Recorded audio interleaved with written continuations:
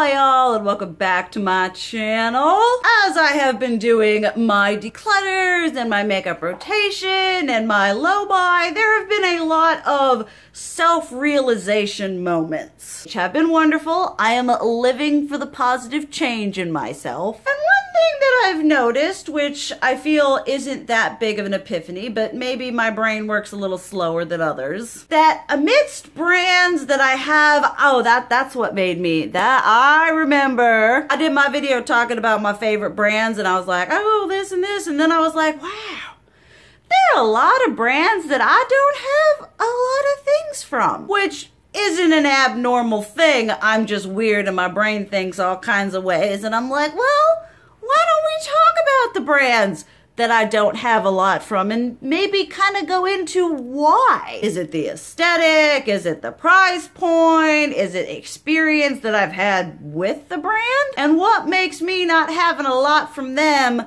vary from why I've got so much from other companies? You know, what is the cause here? Y'all have been enjoying my more talky videos, so let's make that content and talk about the brands that I don't own a lot from for one reason or another. Okay, the first brand that I don't have a lot from is e.l.f. Now, I have tried a fair amount of products from e.l.f. Y'all know one of my favorite things was that dewy setting facial spray that was amazing, but gave me little white dots all over my complexion, and I'm not about that life. I have some highlighters from them that I think fairly highly of. I've never fallen in love with any of their eyeshadow formulas.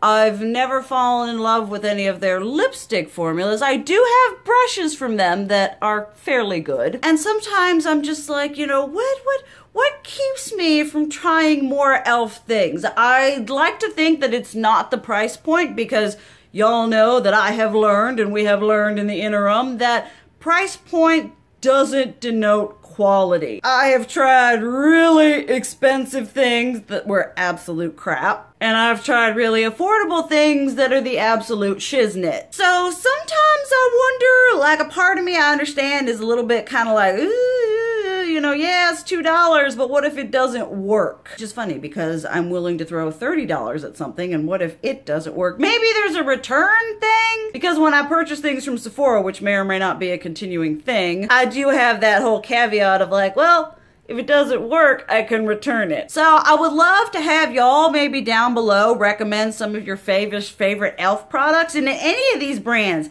let me know something down below that you think I'm totally missing out on. You know, a product that is amazing that I should try. But for e.l.f., it's just a brand. They had like those really good blush palettes. Those I thought were really good. I decluttered them because I've got too much blush. The highlighters that I have in my collection that I love, their primer infused blushes are really good.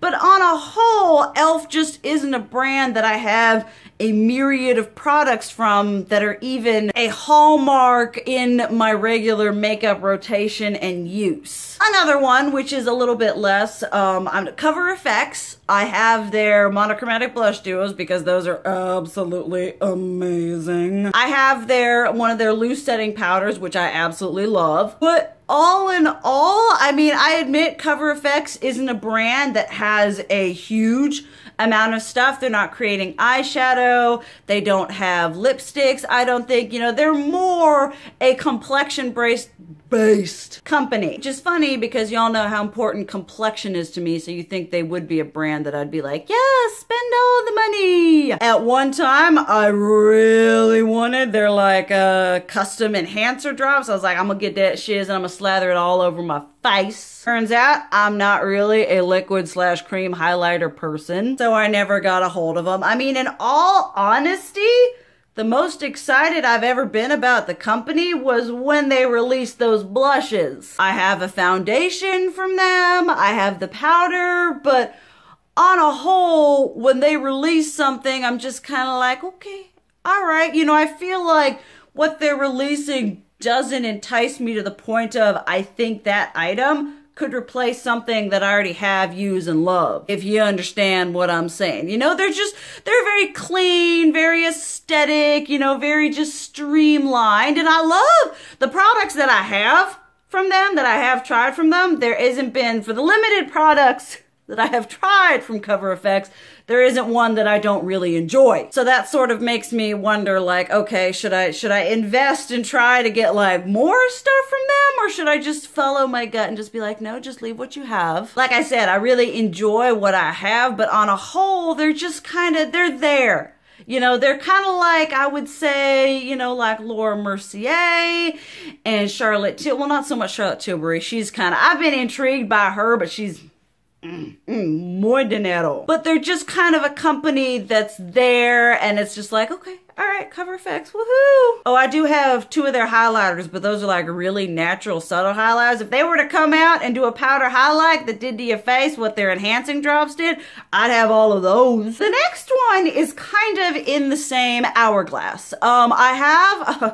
I've purchased and decluttered a couple different Hourglass products. I was not a fan of their ambient lighting powders. They're, I guess, a setting, I don't know. They are for a more soft, subtle, and subdued aesthetic, and I'm very clearly here not for soft, subtle, and subdued. But I do absolutely love their blushes. That is, I'm actually wearing one of them on my cheekies today. And I have their, some of their highlighters. I was gonna get that trio palette, and it was in my cart, and then I went to go, and it was decided for me whether I was gonna get it or not because it sold out. But Hourglass is a very expensive brand. Now, I advocate for some at Viseart, a lot of Natasha Denona face products. You know, those are expensive, those are pricey. But I feel like, see, this is, I know why I haven't purchased a lot of Hourglass products besides it being expensive, because with Hourglass, which is once again,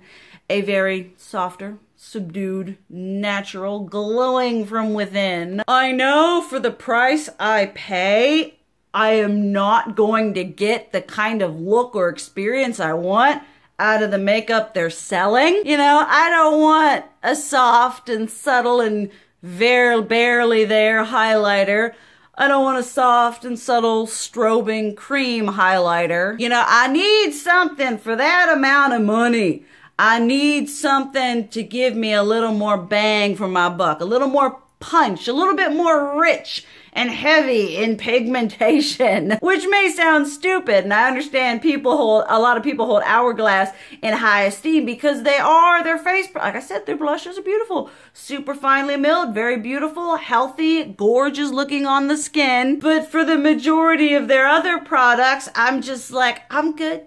If I'm gonna spend that kind of money, I know other brands that I would go to where I would get things that would just enhance my experience more. I'm sure for those people who do like that more soft and gentle and natural and just very subtle, healthy look, I'm sure Hourglass products are the bomb diggity. But for where I am at in my makeup needs and my makeup desires, I'm not going to be splashing out on Hourglass. I'm going to be splashing out on Viseart, on Natasha Denona, on Jeffree Star, on a myriad of other expensive brands that are gonna give me a lot less natural results. The next one is actually a brand that I now don't own a lot from. I used to have a lot.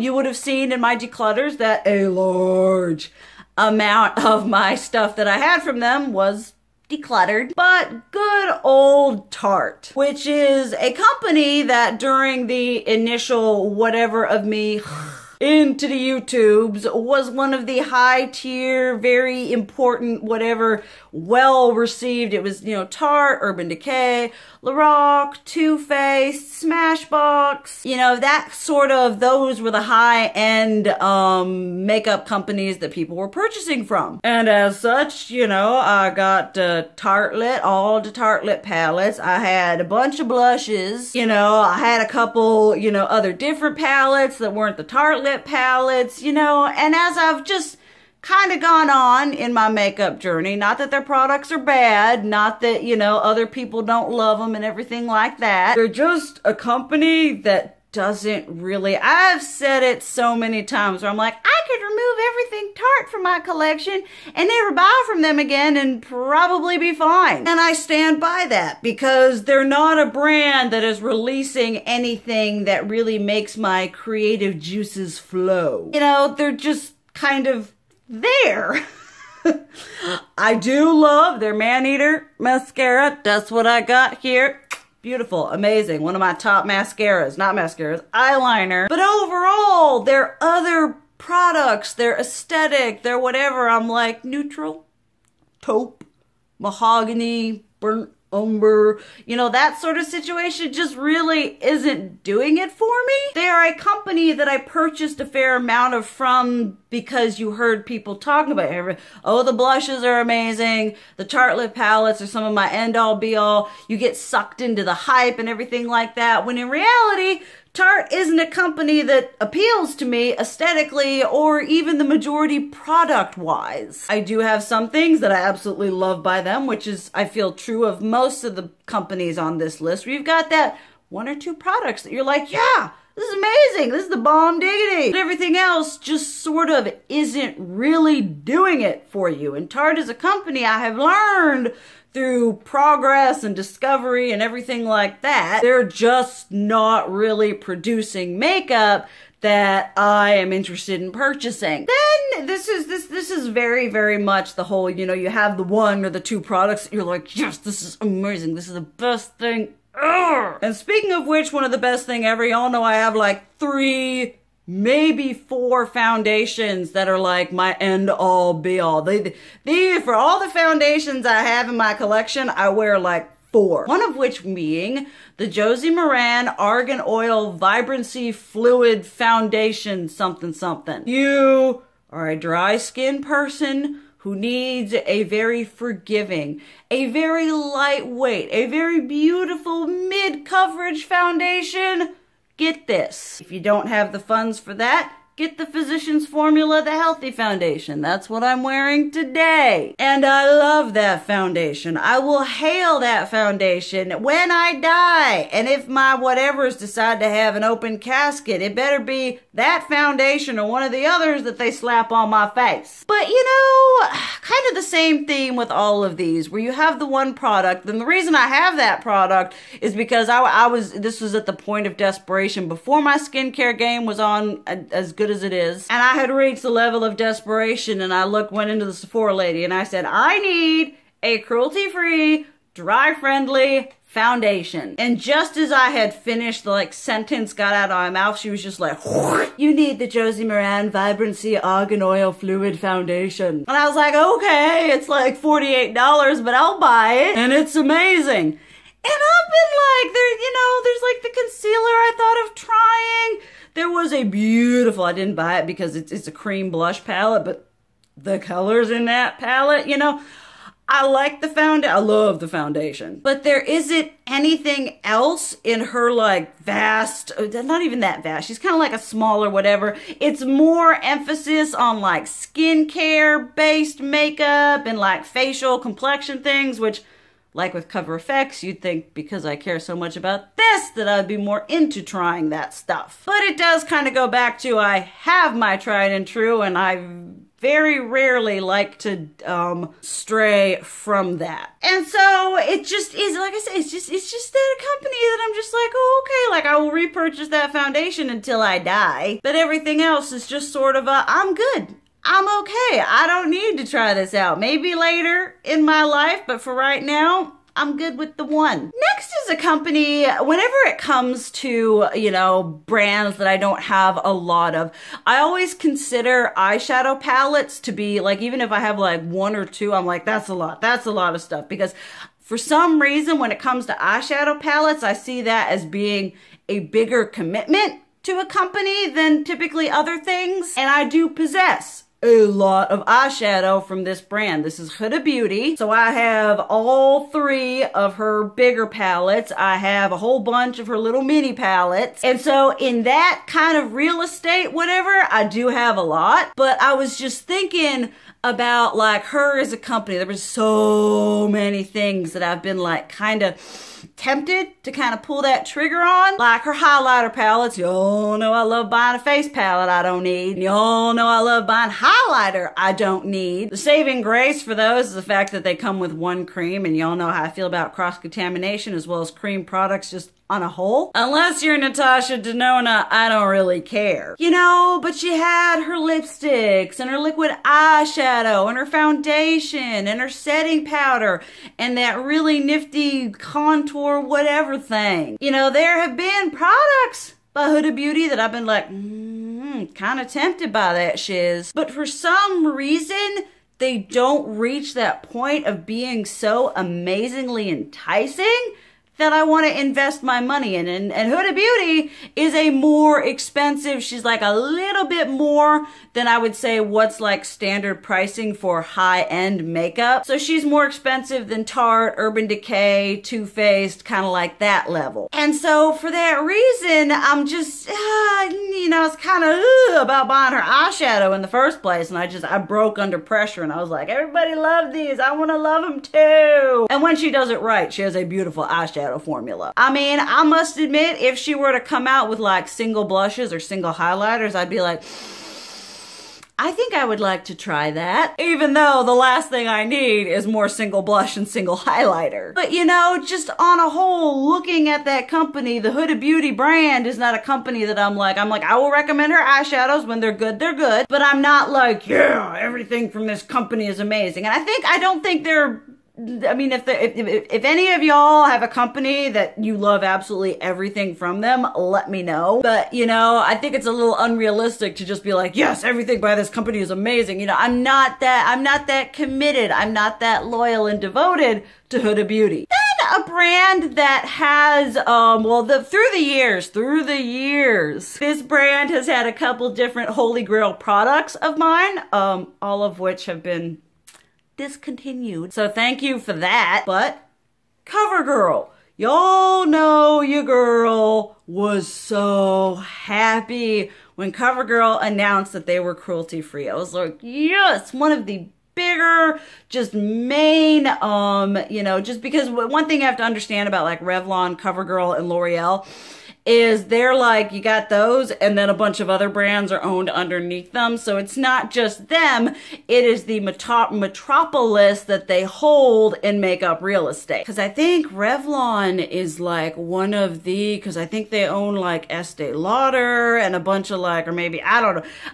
There's a whole makeup hierarchy that I have still yet to understand and completely comprehend, but it isn't just this brand singularly. There's like a whole little family tree. But back in the day, CoverGirl had a foundation that I absolutely loved, wasn't cruelty free, and it's discontinued now. I'm trying to remember why CoverGirl, because CoverGirl is a brand I'm like thinking about their products. I love their Peach Punch blushes. I love their Peach Punch highlighter. They've got some really good underrated products, but they're a company that I don't own a lot of from. Obviously, they're on this list. And I'm not sure that's not quite lack of trying. They got 2 foundations that I would like to try and stuff like that, but they're just, I want to try so much from them because they are cruelty-free now. They're affordable. That's amazing, you know. But a lot of the products that, if they were cruelty-free, oh my goodness, if they brought back in the same formulation that one foundation I went through, like, and this is someone who doesn't use up products. Y'all know that takes a long time for me. I went through like at least 8 of these foundations. It was my absolute fave. They had some blushes that I loved. One of y'all let me know that they're available on Amazon, so thank you for that tip. You know, and so the things, kind of like with Urban Decay, it's like the things that I would really like to have, y'all don't have anymore. So in the future, as kind of like my low buy lessons in 2021, I may be more interested in trying things out from them as they come out with different products. I do find with like Revlon, L'Oreal, CoverGirl, Maybelline, kind of those main set drugstore brands, they don't break a lot of bounds. They're not the same as Milani and Wet n Wild. They have a bit of less artistic leniency, I feel. They're not really breaking any boundaries or any barriers or any sort of creative whatever. So typically when they come out with stuff, it's kind of just like, alright, okay. But in the future, we will see. It is absolutely fantastic that they're cruelty-free. Every brand needs to follow suit. Then another brand that needs really needs to follow suit. I'm not happy, Bob. Not happy. Because Physicians Formula apparently decided that they were going to pull a Wet n Wild. We're cruelty-free. We're vegan. La la la la la. We sell in China. And y'all like not. Can these companies with some of my absolute favorite products stop doing this? Because y'all know, I've said it in this video even, the Physicians Formula, the Healthy Foundation, it might be my #1 foundation. For my skin, my complexion has never looked better than when I wear it. But that is besides the point. Physicians Formula, another brand that I used to have more things from. You know, I had the blushes and the highlighting pearls, you know, and kind of as you go on, you know, I feel like sometimes when we start our makeup journeys, it's that whole like started from the bottom, now we're here. And a lot of Physicians Formula had those products that were sort of those like almost lower income rite of passage products, because you had the shimmer bricks, you know, not shimmer bricks, but you had that like palette whatever, and everyone's like, this is an amazing highlighter. I had that. You know, you had the Happy Booster blushes. I had those, you know, and you know, after a while, you'd have them in your collection and I'd use them, and then you became disenchanted with the bulky packaging. You find better, more affordable products or in the same price range. And I know I've got some skincare products from Physicians Formula that I haven't tried. I love the foundation, but I think that's about it. And kind of, they're just not, you know, they're not very, kind of like the other drugstore whatevers we talked about, they're not very out there. You know, they're not releasing like purple blush and, you know, green lipstick. And, you know, once again, they're very healthy, natural, radiant, which I love for the foundation. Yes, please, amazing, die with this, buried with it. But for everything else, you know, I got the nice canvas, but we do a little boom on the blush, boom on the eyeshadow, brows, lips, highlighter. And so overall, with bulky packaging and with just kind of the effect that I know their makeup is gonna give me, I'm not really interested in purchasing whatever. And that's why I don't have a lot from them, because it's just kind of Then last but not least is definitely a brand that I don't have a lot from that I want to have a lot from. I want to possess basically everything that this company has made. And that would be Sugar Pill. Now I do have a fair amount of, I've got at least 6 of their liquid lipsticks, because I remember they were having a sale that was like, some of them were 50% off, and it was like buy one, get one. And I was like, I need all of them. And then they started selling them to Ulta, and you know, that's all history now. But y'all probably would have seen that I had to declutter my Sugar Pill palettes because they're old. The Heartbreaker palettes, the Cold Chemistry one, the pastel one, you know, and those were my main Sugar Pill investments. You know, I had a fair amount of palettes from Sugar Pill, and now I have liquid lipstick and one little mini kitty palette, and that's it. And they're a company whose bright eyeshadows that I love, but I haven't purchased more, because what I want to do and what I'm going to need to do eventually at some point, we'll find out, 2021, is to make my own pro palette. They sell the palettes that you then pick the eyeshadows you want to put into it, and you buy that. Or you can buy them singularly, whatever you want to do. But it's pretty pricey. Quality is fantastic. The quality is amazing. But when you're thinking about putting a lot of money into something, I mean, I guess I could review it, but you know, when you're kind of review based and you're low buying, you know, you're less likely to pull the trigger on something that comparatively to other things is a little bit more frivolous. You're buying it just because you want it, not because you're going to be able to make any sort of content behind it, which is good, which is great if you have that kind of income. I currently do not. So Sugar Pill is a company, I would love for them to come out with highlighters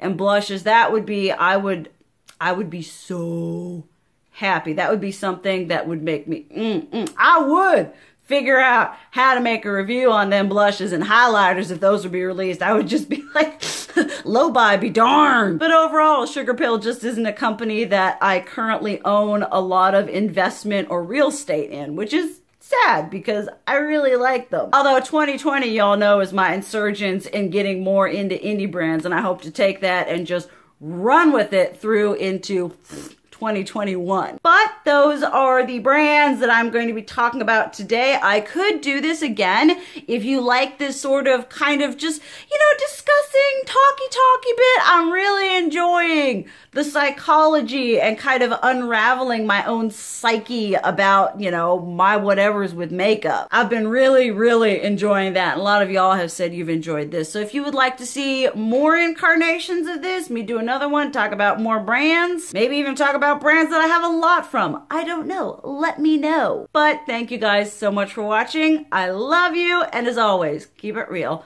Mwah!